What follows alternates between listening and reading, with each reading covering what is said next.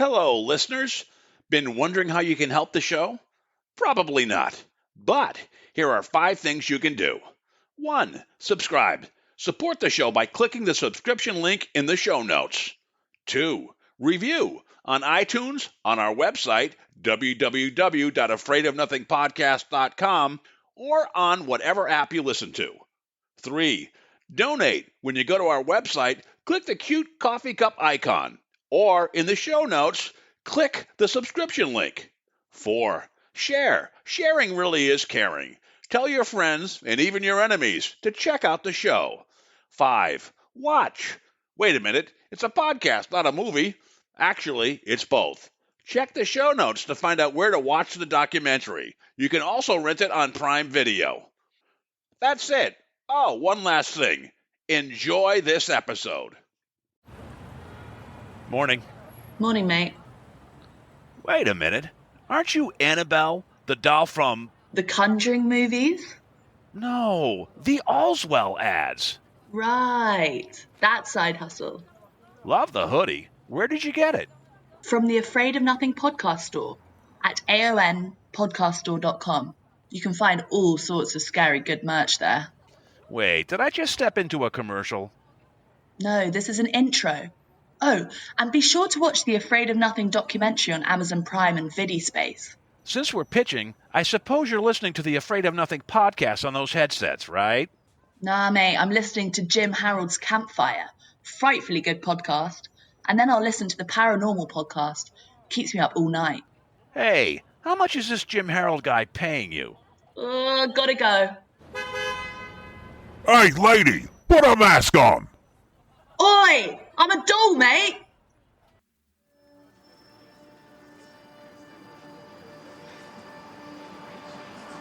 In a world where nothing is known, nothing is certain, reality is not real. Wake up! Be afraid of nothing. I'm Bob Heskey. Robert.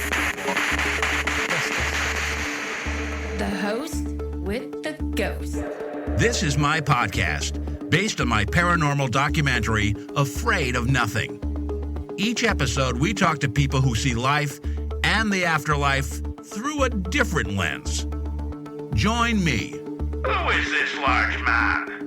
And what's he doing in our bedroom? As we lift the veil and open our minds to see beyond our eyes lie. This is Afraid of Nothing.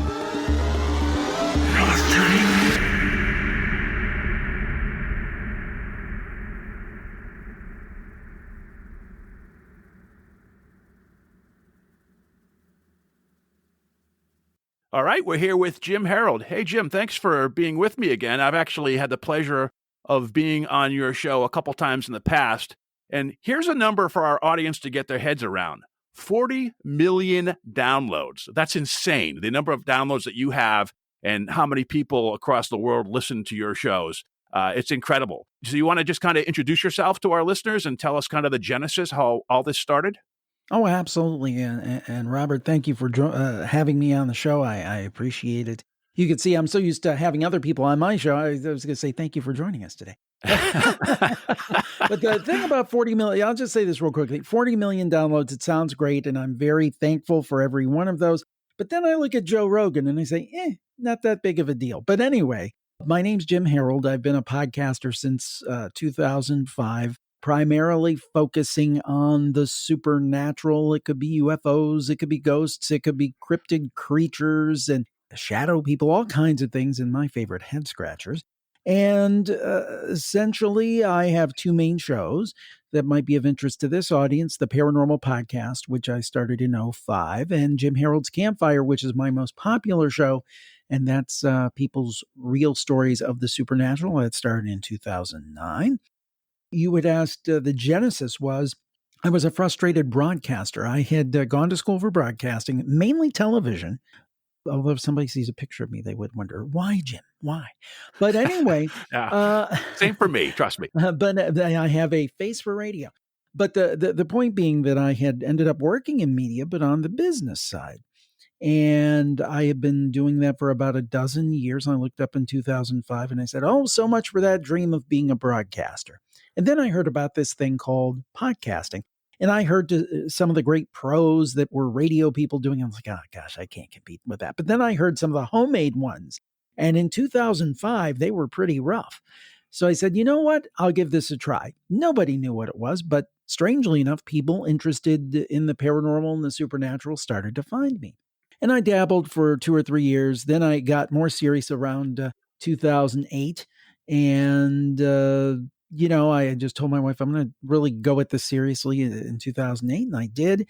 And within several months, we had our first sponsors. And then things started to grow and grow and grow. And I started my Plus Club with my Plus shows. And by 2012, I was able to quit my day job and have been doing this full time for, next month will be 8 years. So it's been a blessing. I'm very lucky to do this. I love the topics. I'm still fascinated by it. The reason I picked the paranormal is I remember as a little kid, and you've probably heard me say this many times on the show, In Search Of by Leonard Nimoy started me out when I was in elementary school, watching him on TV and that show and all those mysteries. And I've just tried to continue, in that spirit, always interested in these topics, and I'm still fascinated to this day. So this is the ideal job for me. It combines my love of broadcasting and my love of tech and my love of the supernatural, and it's kind of all together. So I'm a very blessed person, very thankful to my audience. Oh, that's great. And let's start the show off with a plug anyway. So let's talk about all your shows. So just tell us right now, and we'll revisit it at the end, but where can people find you for your different podcasts? Because there are, like you said, there are 2 main shows, but others as well. Yes, you can find all of my shows on all of the major podcast apps, Apple Podcasts, Spotify, Google Podcasts, iHeartRadio. Just type in Jim Harold, that's Harold, and they'll all pop up. And you can also find my main hub of activity at jimharold.com. Also, I would recommend that people check out our virtual campfire group on Facebook. That's virtualcampfiregroup.com. We just passed 20,000 members in that group, and that's where people share their spooky stories. And that's been great because that's all user generated. It's basically people coming in and saying, this weird thing happened to me. I took this weird picture, this weird video, and we have some great admins over there. So we keep everybody friendly, and we've got great members. And if we get somebody who's not so nice, we just kick them out.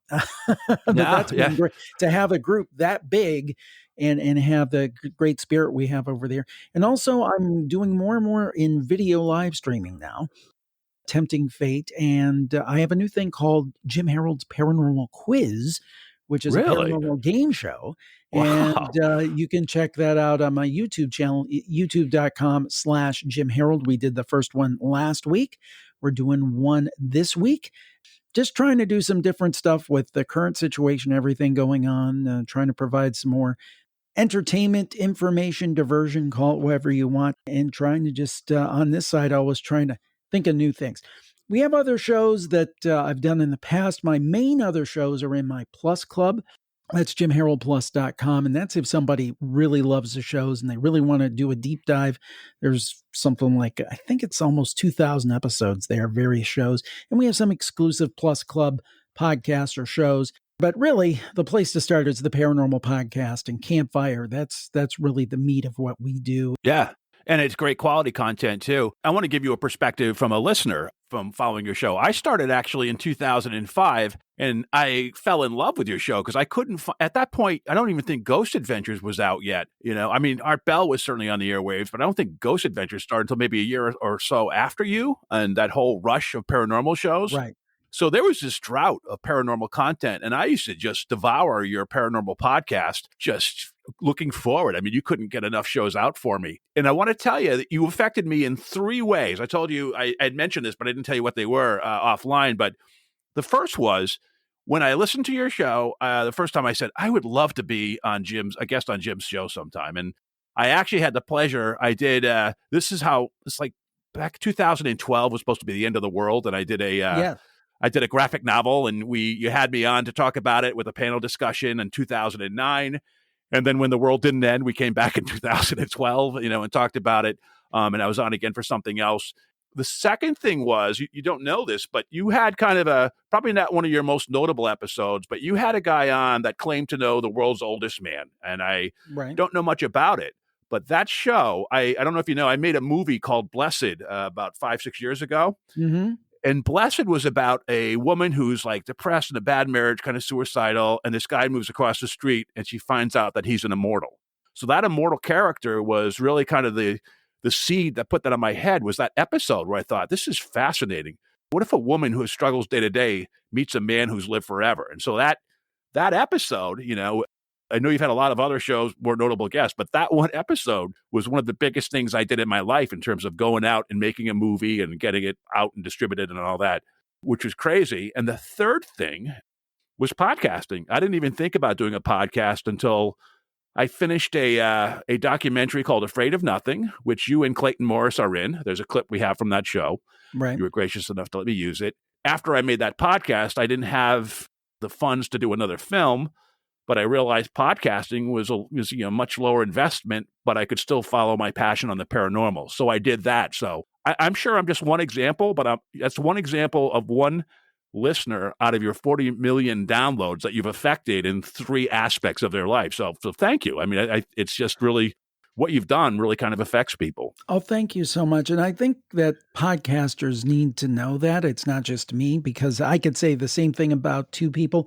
Adam Curry, who was an MTV, for those of us old enough to remember, MTV VJ, who ended up becoming an entrepreneur and ended up co-inventing podcasting. And then I listened to his show very early on. It was called Daily Source Code, and that was one of the inspirations to start doing something. And the other one was Leo Laporte, the great tech journalist who has gone on to, in 2005, he created his own network of tech podcasts and video casts. And I've modeled a lot of what I've done on what he did. Only thing, I talk about ghosts, not bits and bytes.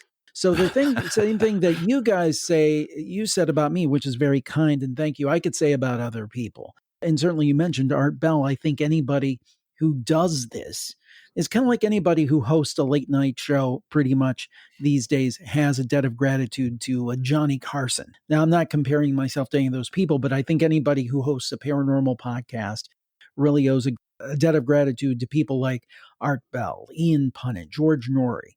So, because we're basically doing radio. Yeah, there's some differences. You don't have a broadcast clock. You may or may not have sponsors, but there's certainly that lineage there from radio. So, and then you could go back to Long John Nebel at WOR, like in the late 60s and early 70s, who did paranormal topics. So we all stand on the shoulders of other people. So I'm glad that had that impact on you. And that is something I would tell podcasters, is that when you do this, even if you have a new show or a relatively modest audience, you don't know who you're reaching. So you have a responsibility. For example, in the current instance with this COVID situation, I've been very clear, we speculate about a lot of things on these shows, but let's not speculate about this and go to the CDC side. I had somebody from the CDC write me and thank me for mentioning that. I mean, you never know who's listening. And I think people who have broadcast training kind of get that, because you were told basically every mic is live is one thing. And the other thing is that when you broadcast, you have to realize there's a public responsibility there because you get your license through the FCC and so forth. Podcasters, I worry sometimes, not you, Robert, but some podcasters who are just starting out don't get that, these mics have power. And even if you're reaching 100 people, 100 people could do a lot of bad stuff, or they could do a lot of good stuff. So I think if you're going to crack a mic and hit record and release it as a podcast, be responsible, because it's important. You have power. It could be, power of just, reaching 10 or 20 people. It could be power like me, who might reach tens of thousands of people, or it might be power like Joe Rogan, who reaches millions of people each episode. But regardless, I think we have a responsibility now. I know that's a tangent, but I think that's an important thing to think about. No, I think it's great. And also, I just wanted to mention the positive unintended consequences that people like you don't even know in terms of affecting people. Because I know every once in a while you get the haters that just ruin your day, and you don't hear all the positive stuff that you have that you impact people. So it's good to kind of keep focused on that.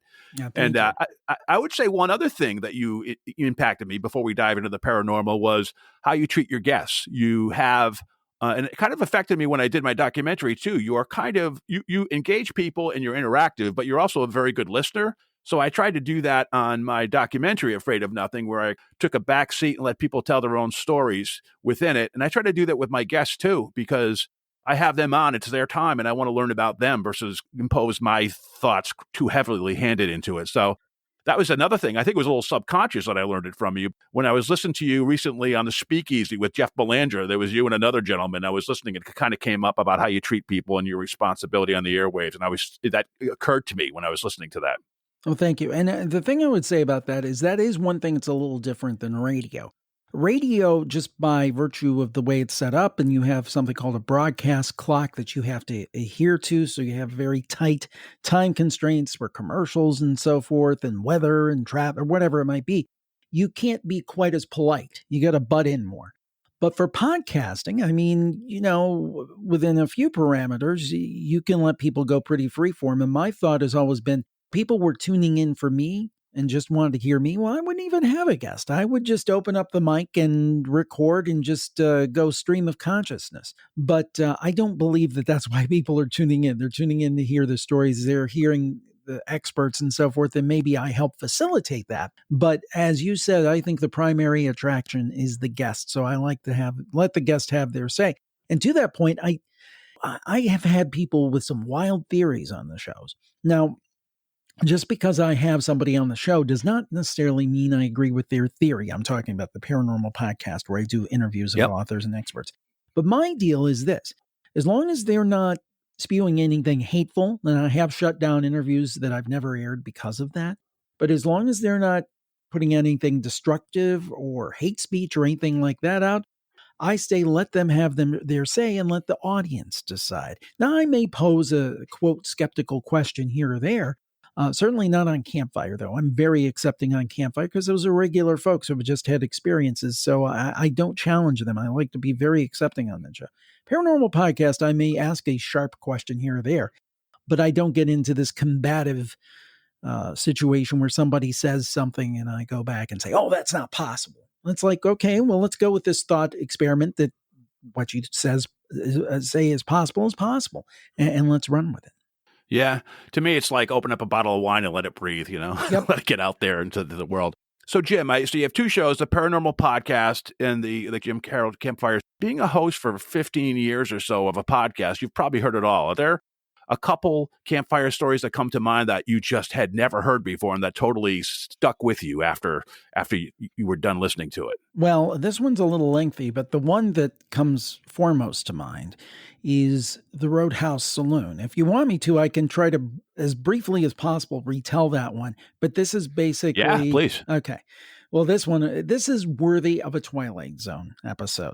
So this focuses around our listener, T.I., who was calling in from Michigan, and she told a story about when she was in Wisconsin, and her and a male friend went to see a band.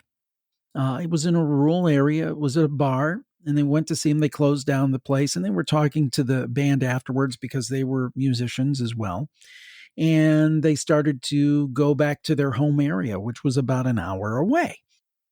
T.I., my caller, she told her friend Bob, she said, I've got to go to the restroom. And he kind of looked around as they're driving and said, well, unless you want to avail yourself of one of these bushes, you're going to have to wait. And she said, no, just drive fast. So all of a sudden, maybe 10, 15 minutes down the road, they see this bar, wide open, neon signs, cars in a parking lot. You could even kind of hear the music. The joint was jumping, as they say, and it had a sign called the Roadhouse Saloon. So they went and they said, well, that's weird. It would be open now, but let's not look a gift horse in the mouth. We'll go in. And Bob had mentioned, actually, I'd love to go in this place. Never been there. I heard about this great Old West mural that had been created and is well known. And he was an artist as well. So he was curious about that. So they went in. And everybody was kind of like not talking, but they were kind of smiling at them. They kind of got a weird vibe, but they thought, oh, well, whatever. So Bob goes and gets them both one drink from the bar. beer, and T.I. goes to take care of the call of nature. And Bob is admiring this huge Old West mural. And they're sitting there drinking, and basically if you do by the way, folks, one of the hazards of this is when the neighbor dog walks by working out of a home studio. So if you hear a dog bleeding and just know that the neighbor's dog is walking by. Anyhow, so continuing on with the story. So they were looking around, and the people were kind of weird, were kind of strange. They just kind of been smiling and kind of just strange. And they looked around, they saw this mural, and they noticed that the people in the mural were the same people in the bar. They thought, that's weird. God. And they're talking to each other and say, well, maybe these are regulars, right? And the artist did this as like an homage to them. So then comes up this guy, and they have this old jukebox, this Wurlitzer style jukebox that plays actual records, the bubbler type, you know what I'm talking about, probably. Yep. He puts on Chubby Checker's Let's Twist Again. And he asks T.I. to dance, and T.I., had no interest. This guy was kind of gnarly looking. He had kind of rotten teeth. It was not a good look. And she had a cane, and she showed it to him, and she said she was really happy because she walks with a cane. She was really happy she had that cane because that gave her excuse to say no. So anyway, they continue to talk and admire and realize that these people are kind of strange, but hey, you know what? Whatever. And they're looking at the mural, and they notice the double doors, the swinging doors, like in the old TV Westerns. Where's Bart? Where's the sheriff? I want to see him. I want to have a showdown. When he comes through the saloon doors. Yeah. And they had noticed before they were just the doors there, but they looked at it again, and they noticed they were what looked like some misty figures coming into view. And they thought, that was weird. That wasn't there a minute ago. And they noticed that one is a tall man and one appears to be a shorter woman. And it's starting to develop in as like a Polaroid picture. And more definition. Yeah. The woman has curly hair. T.I. has curly hair. And the male is much taller. Bob is much taller than T.I. And then develops a little more, and they notice that the woman has boots. T.I. has boots on. Then they notice the woman has a cane. And at that point, Bob and T.I. look at each other and say, let's get out of here. Oh, God. We don't know what happened. Doppelgangers. Yeah. So anyway, they go out, they close the door, and the whole place goes black. Oh, like it was dead stone cold. And they turn around and look at the parking lot, and there is a singular car in the parking lot, their car. So they drive off, and you would think, boy, that's a wild story. But it even gets wilder because T.I. is a very brave person. And she decides to come back a couple days later with her sister, I think it was, or a friend. They go about 7, 8 o'clock at night. They weren't going to chance it at 1 or 2 in the morning or 3 in the morning like this happened. And they go in, and sure enough, the mural is there, and there's a jukebox. But the jukebox is a modern CD jukebox. And, oh, by the way, no Chubby Checker. They go and talk to the bartender, who's a woman. T.I. says, the other night there was this big, burly, good-looking bartender in here. Where's he at? And she's like, we don't have any bartender like that in here. All we have is myself and my elderly father. And with that, T.I. figured she wasn't going to figure it out. She left. She never came back again to the Roadhouse Saloon. And I got to say, maybe if they had stayed there when they saw that misty figure, who knows? Maybe they would have gotten trapped. And here is the kicker. The kicker to that even is this place really exists. Listeners have gone and they've taken pictures. The mural exists. It is a real place. So while I've talked to T.I. at length on multiple occasions, she seems very sincere. Her story doesn't change, and the place is real. And that's what I can tell you about the Roadhouse Saloon. That's my favorite all-time campfire story. That's incredible. That sounds like a time slip, doesn't it? Sounds kind of like they kind of, It does, doesn't it? I mean, it is just weird. It is just very, very strange. And the part I didn't mention is they were leaving. The people were kind of almost beckoning them back. There's a lot of detail in this story if you listen to the original. And it was like, why were they beckoning them back? Did they want them to join them in like this time loop or whatever it was? Since you regaled us with one great story, is there another one too? That'll whet people's appetites to go check out more. Well, one, now this isn't necessarily my all-time favorite, but one that sticks out that happened last year. And I've got to remember it exactly. This is off the top of my head. This gentleman had his phone and he was watching TV. Let's call him David. And doesn't recognize the number, but he picks up the number and the guy, somebody's on the other end. He's like, "Hi, can I help you?" And it's like, "Hi, David. I just wanted to see how you were doing." "Well, I'm doing fine." He said, "Yeah, well, and he doesn't recognize this voice, just a very gentle, calm, nice voice. And he said, "Well, I just hadn't heard from you in a while. I wanted to make sure that you're doing all right." And he said, "Yeah, I'm doing fine." He said, May I ask who this is?" And the caller says, "Well, this is Jesus. Oh, You're going to be coming to see me soon, and I just wanted to make sure you were okay." And he said, "Okay, well, thank you very much." And he thought it was, and you have a nice day. And he thought somebody was pulling his leg. So anyway, like the next day or two, this guy has a massive heart attack and he almost dies. And he comes out of it. And that was so eerie to me, is like, "I'm Jesus. You're going to be coming to see me soon. I'm going to be seeing you soon." It's like, oh my gosh. It's like, I mean, again, he didn't die, at least as of this recording, which was last year. You know, he said he had a lot of health crises, but he made it through okay.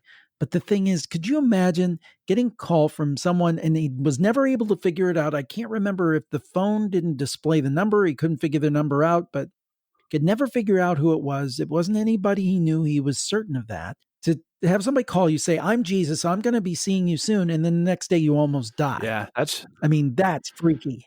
And those are, and Bob, I want to say this because when people think about Campfire, they think about ghost stories, and certainly we have those.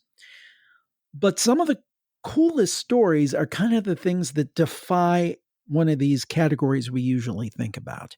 That what I call the head scratchers. And I think those are my favorite ones because they're things that, you know, as you said, I mean, I've been doing Campfire since 2009, and I've probably, you know, I think there's 450 episodes or something of that. I'll have to look. And you figure on the early shows, I was only doing a half hour, but let's say an average of 5 stories a show. Well, I've heard well over a couple thousand stories, and you think you've heard it all. And then somebody comes across, this was just late last year, and somebody comes across with something like that, and you go, "Wow, I haven't heard it all." Hello, listeners. I want to play a game. But first, a disturbing interruption to our podcast. Whoa, you must be the new roommate. What's your name? Annabelle. Hi, Annabelle. What are you doing on my Allswell mattress? I need to possess it. Yeah, hey, look, I get it. Allswell mattresses are the best. Its hybrid mattress technology gives you the comfort of memory foam with the support of individually wrapped coils, all at a really great price. Allswell. Yeah, you got it. You can even try it for 100 nights, risk-free. And if you're not satisfied with the sleep that you're getting, simply ship it back. Plus, every Allswell mattress comes with a 10-year limited warranty. So if you ever have any problems, you don't have to worry about being stuck in bed hell. There's only one problem. You need to get your own. Oh, and you get free shipping on your first Allswell mattress simply by following the link in the show notes. It helps support the podcast. Never be afraid of a good night's sleep. All's well.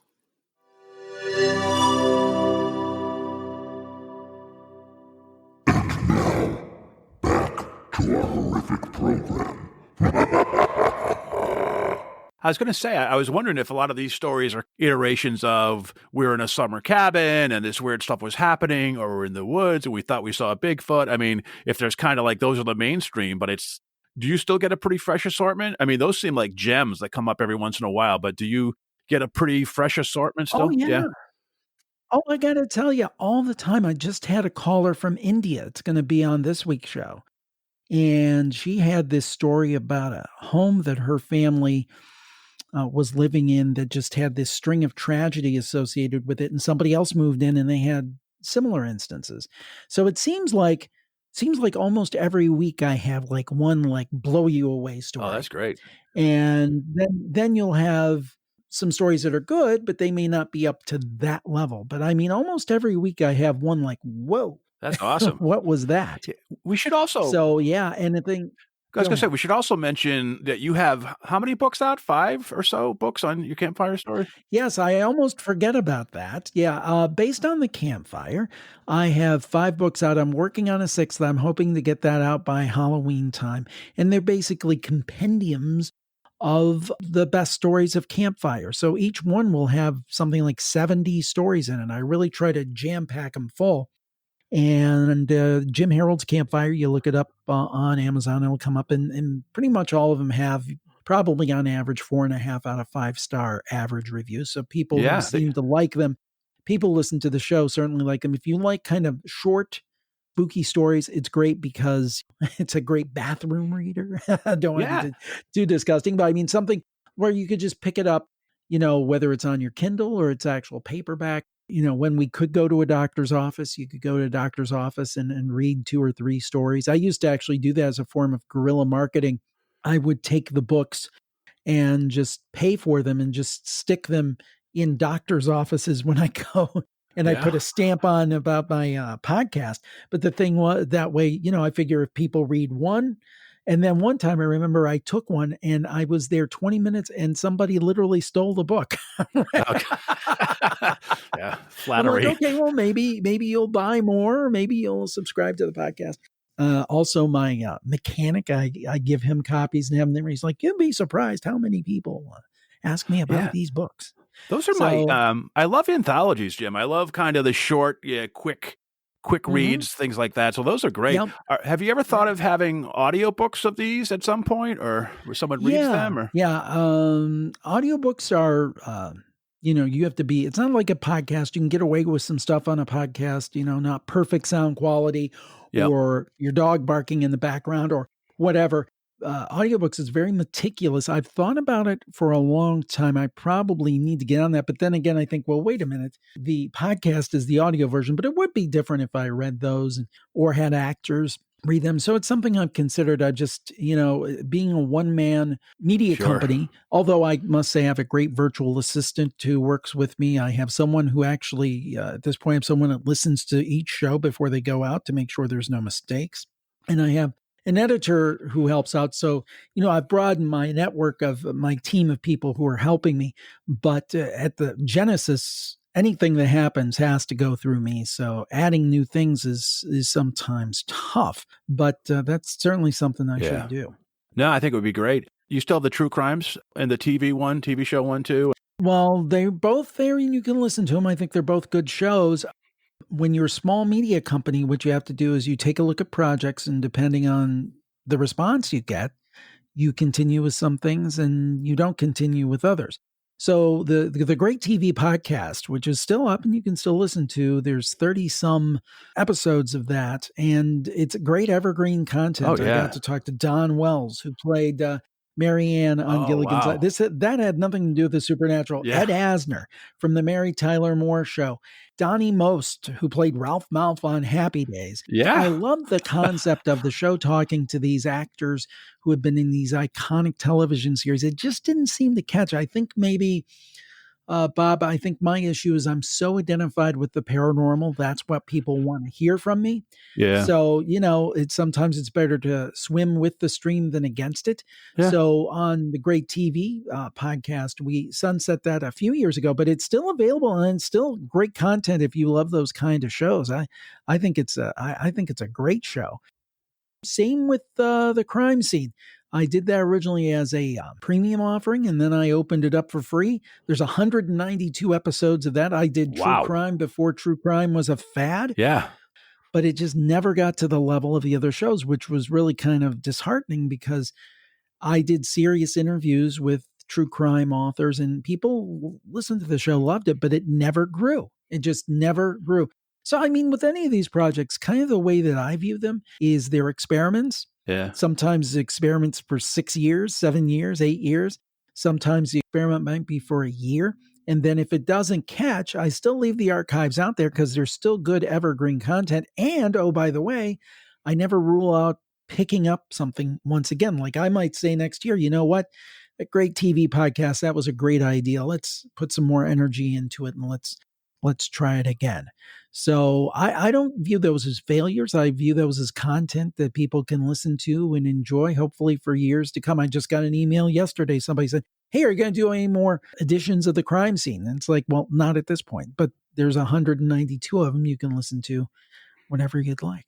Well, you've been kind of a little bit ahead of your time, and you were able to nurture the Paranormal Podcast for a while. What was your first, I'm sure you remember, what was your first guest or your first episode on the Paranormal Podcast? And were you happy with it when it was done? My first guest was Lloyd Auerbach, I believe. Yes. He's been on like a bunch of times, right? Yeah, he's fantastic. I think he goes by the moniker sometimes Professor Paranormal. And he's one of those people who knows more than, or he's forgotten more than I'll ever know about this stuff. And I think I'm smart enough to know I'm not an expert in this stuff. I'm just the guy that asks the questions. I never present myself as an expert. But Lloyd Auerbach was first, who was tremendous. And then the second show was the legendary UFO researcher Stanton Friedman, who just passed last week, who basically put Roswell on the map. Oh, and, yeah. In both of those cases, what tremendous guests. I think the first question was kind of like, we're on a pod, what? Yeah. 2005, nobody knew what they were.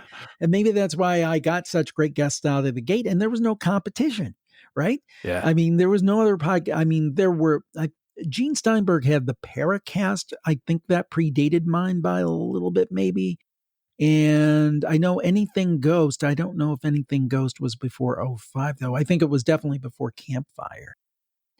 I'll say this. There were some shows. There were only one or two that were up to even the production standard back then. You asked me if I was happy about it. Certainly as a first episode, looking back with the equipment that was available, I leave that up and it's still decent content. Now I could pick that apart in terms of its audio.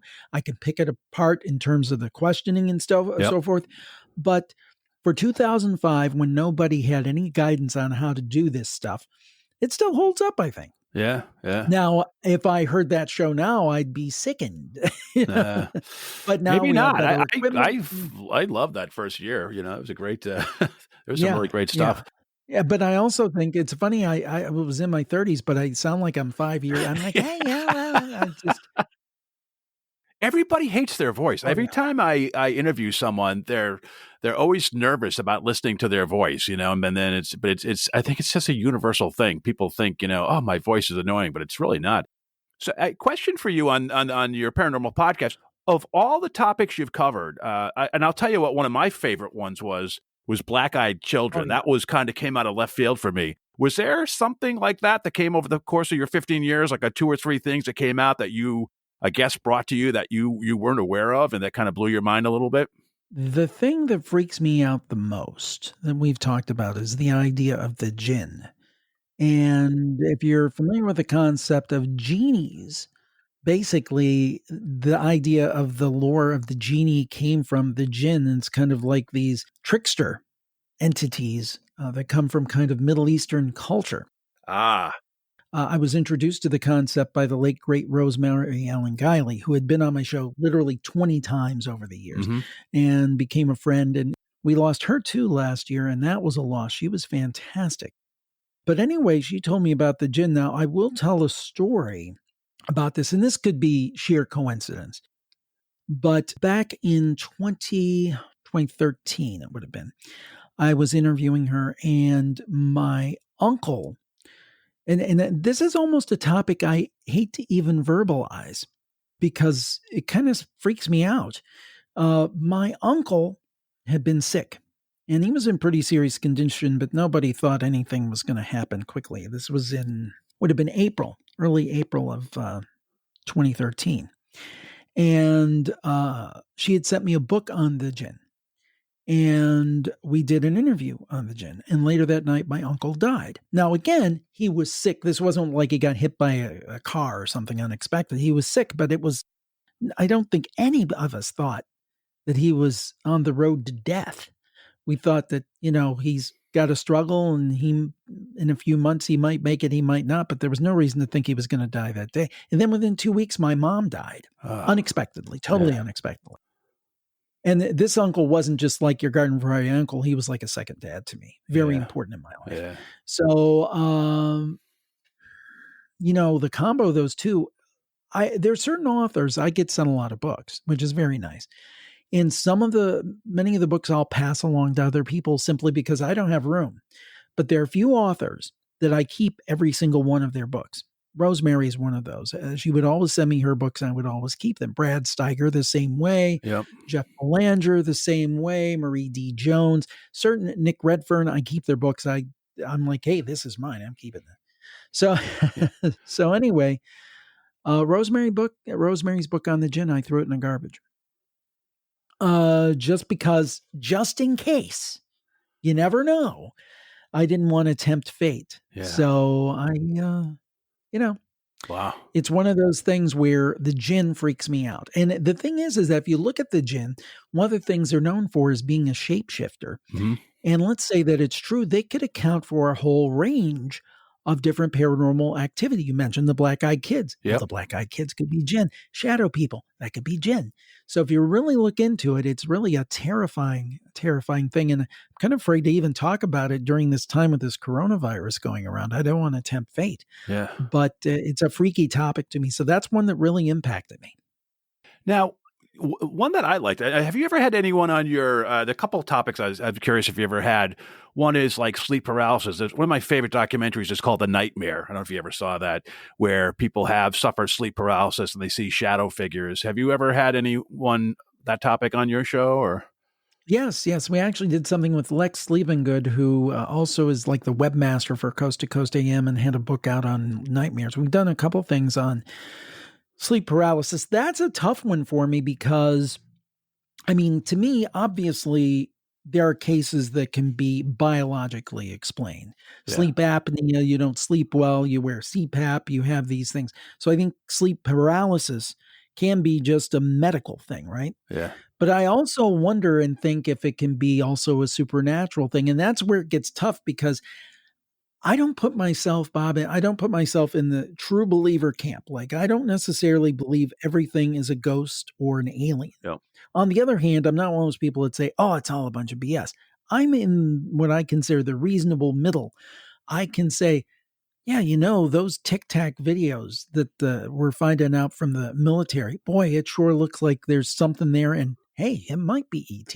It might be. Yeah. And I'm perfectly willing to accept that. But I'm also perfectly willing to accept that sometimes people dress up in hairy man suits and pretend to be Bigfoot.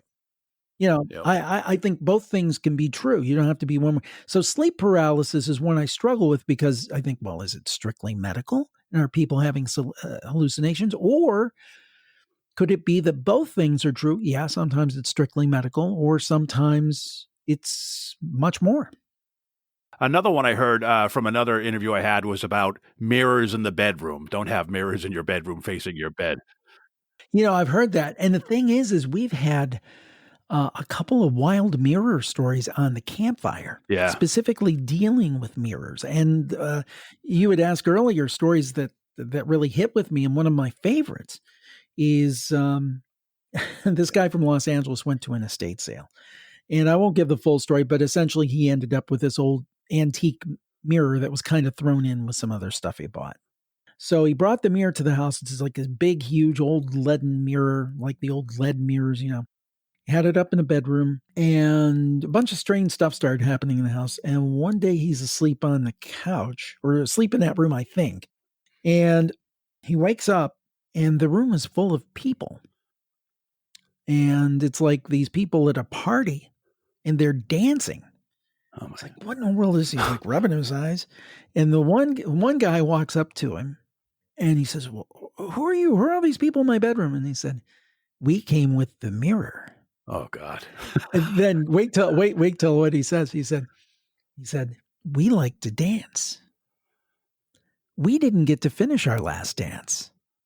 That's where you come in." Oh my God. Oh God. And then all this weird stuff happened. And so, but that was the weirdest. But we've had a couple of like classic campfire stories that have to do with mirrors. So that's, I haven't done a show on that. Now, also something I talked to Rosemary about and some other people about over the years is the idea of the psychomantium and the idea of like scrying and looking into a black mirror. So there seems to be something potentially very spiritual with mirrors. I don't know what it is. Yeah. But there seems to be some weirdness on multiple levels.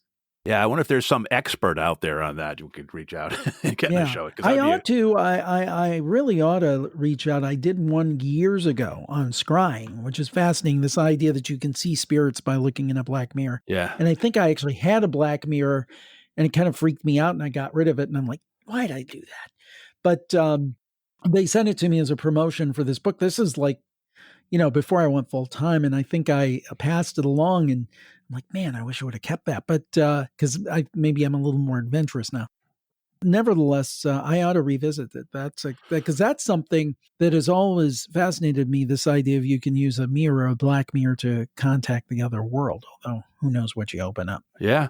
And look, I know we're near the end. I want to respect your time, but just a couple closing questions, if you don't mind. Sure. What is on your philosophy of the paranormal? I know I've heard you say before, the more you've been exposed to it, the less you seem to know because there's so many different takes and different possibilities. But what is your philosophy on the paranormal in terms of, and do you think like quantum mechanics and science kind of intertwine with it? What's your philosophy on that? Oh, I sure do. I think that along with that idea of I have more questions than when I start, because boy, when I started in 2005, I thought this will be great. I'll do this for 6 months and I'll have the answers. No, not so much. Yeah.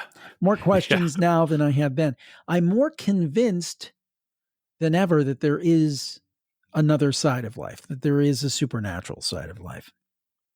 On the other hand, I'm less convinced of what that specifically is. I do think kind of what you hinted at. I think that we really have a very limited knowledge of reality and that we don't fully get it. And we're like, we're looking at shadows on a wall trying to interpret this very sophisticated thing. And that's where I think, people are getting into science and they say, well, it doesn't make sense. Well, yeah, because we just our brains aren't equipped to handle it, I don't think. But I think there's an afterlife. I think that there's something to the ET hypothesis. Bigfoot, I don't know. The jury's still out on that one. I'm not convinced I could go either way on that one because there's some great accounts from some very reputable people, but I keep going back. Why haven't we found any DNA? Although people would say, well, it's an interdimensional being. Yeah. And that's why not. Who knows? There's that whole, by the way, that Bigfoot thing, where people see not just this big hairy ape, but also a big hairy ape, dematerializing and disappearing in the forest and stuff. Right. So again, I'm not a true believer on everything, but I definitely believe there's something going on. I think the vast majority of people that call Campfire are telling the truth as they know it. And they believe they've seen something. And I think in many cases they have seen something supernatural. What that is, I don't know. So my philosophy, I guess, if I distilled it down, is there's definitely something going on that's kind of extra normal. What it is, I can't tell you. Have you ever lived in a haunted house, or as a family member ever lived in a haunted house that you know of? Not to my knowledge, no. Have you ever gone ghost hunting? I mean, you've interviewed a lot of people. Have you ever gone to like the Conjuring House or any Ohio has tons of great places. Have you ever gone to any places on your own? I've only done little things associated with things like conferences and things. But honestly, I got to say, I kind of try to stay separate of that. And it sounds kind of weird. Well, why would you do that? Because a lot of people think, oh, you're a ghost hunter. It's like, I am most definitely not. Yeah. I kind of look at it as like, when you watch a football game and you've got somebody announcing who was a player. I mean, that could be fantastic. You can have fantastic insight. But I also think there's a value to having somebody who was not a player, who can look at it from a distance and he's not in it. He's of it, but he's not in it. So I kind of like to hold myself apart. It's not just pure laziness. It's trying to keep myself a little bit apart from that so I can be a little bit more, it's why a newscaster doesn't become a politician, right? You want to have a little distance from the subject. So I think that served me well over the years. So that's almost, there's definitely some haunted sites I'd like to go tour just to see them. But in terms of going on active ghost hunts, strangely enough, that doesn't interest me that much.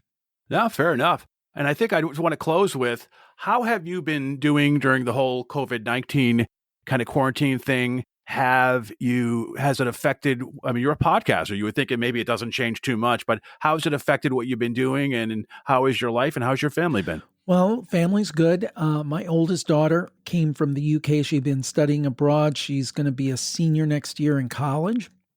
And thankfully, there were no ill effects from that travel. She came back in mid-March, and that was scary. But we started quarantining on March 13th, and we basically haven't stopped since. I've not been in another building other than my house since March 13th. So it makes you a little stir crazy, but it's true. Family is doing well. My youngest daughter is in high school. She's a junior in high school. She's doing the remote learning thing, and that's going well. I feel badly for her and her compatriots, but it is what it is, and we just all have to buck up and deal with it. My wife is an online speech therapist.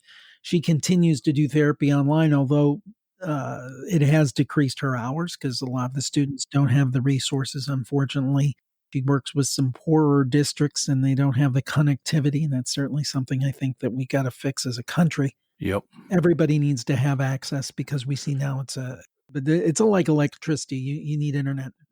And then the final thing, for me, has been, I'm like anybody else. I'm worried about this situation. What does it mean for my family? What does it mean for my business? What does it mean for my fellow man and my country? I'm worried.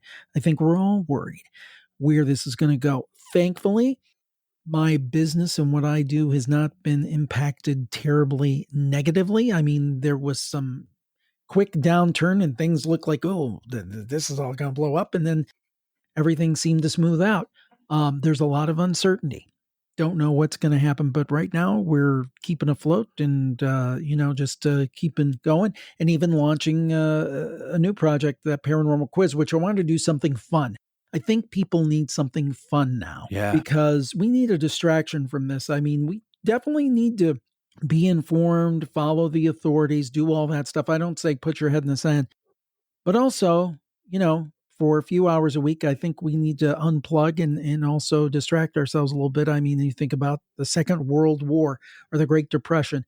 At that time, the movie houses did very well because people just wanted a couple hours of escape. So if I can provide people 1, 2, 3 hours of escape a week where they can think about something other than killer viruses, then I'm doing my job. Yeah, I think that's brilliant, because that's another thing people don't realize. The unintended positive consequences that they have with people is giving them a diversion from watching the daily news briefs and kind of getting mixed messages from all the different types of media. So let's give another plug on your quiz where people can kind of, partake in that, and also final closure on plugs on your different podcasts and where people can find out more about you and listen to you. You can find the new Paranormal Quiz at youtube.com/Jim Harold. That's my YouTube channel. Please subscribe.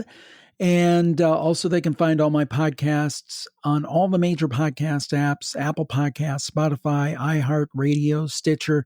Basically, if it's a podcast app, I'm in there. They can just search for Jim Harold, Harold, and they can also go to jimharold.com. And Robert, thank you so much for this opportunity.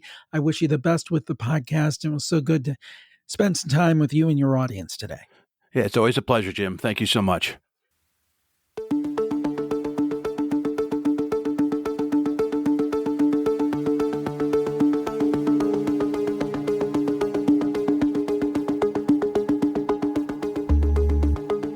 You've been listening to the Afraid of Nothing podcast. Please subscribe and like us on Facebook.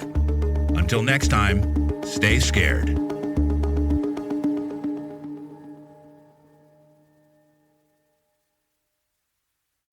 Hey, you're still here? Great. then why not listen to another episode? Visit afraidofnothingpodcast.com to peruse all the shows. That's afraidofnothingpodcast.com. And while you're there, click the coffee cup icon to buy me a coffee and leave a review. I'll give you a shout out in an upcoming episode, and the world will know how swell you are.